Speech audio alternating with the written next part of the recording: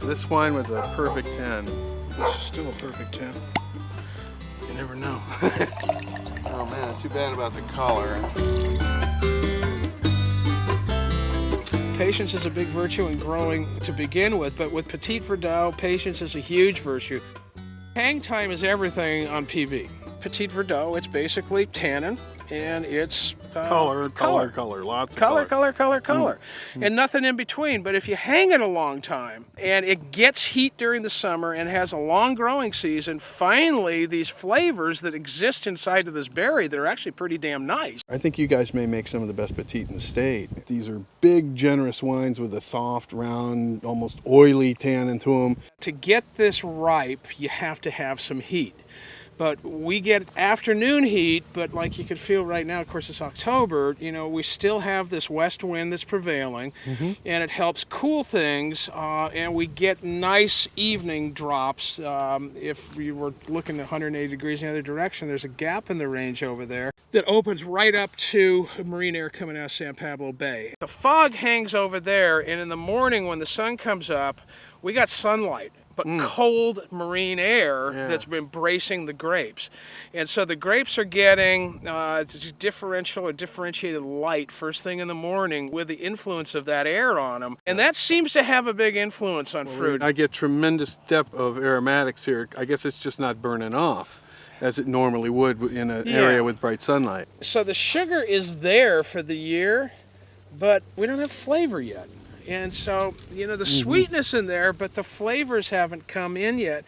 And I see what you mean. What we're going to do is we're just going to sit on this thing. We look at it every week. The guys come out. I mean, no one walks in here with a refractometer or an instrument. They walk in here and throw what you're doing right now, put berries in their mouth, and they make judgments on what they're tasting, not what some silly meter says, well, you got, 24.8 bricks, and so I guess somehow I'm supposed to pick now.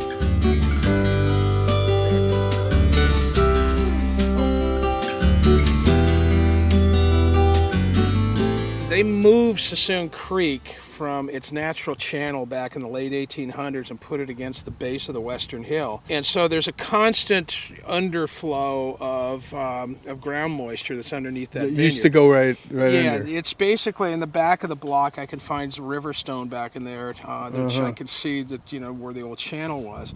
So it's got moisture underneath it. Properly ripened pets, the vine had to have soil moisture at the end. Now, a lot of people want to take the vine and send it into space by cutting off the irrigation and just letting it cruise out until they give up their fruit and hope like hell the canopy doesn't fall apart and all that kind of stuff. And he's going with pets. I mean, with Zin, you're going to do that kind of. That's kind of, if you're dry farming, that's exactly what's going to happen. But with Petit Syrah, it needs to have some soil moisture for it to finally ripen itself properly. That obviously is going to bring some more humidity into the soil and things like that. And rot that's where the heavy clay is an advantage. Yeah, the heavy clay is an advantage because it holds the water for a long time. The clusters, we got, Syrah was the male and Pellerson was the female. Well, we know Syrah is pretty loose, so Pellerson clearly is the one that...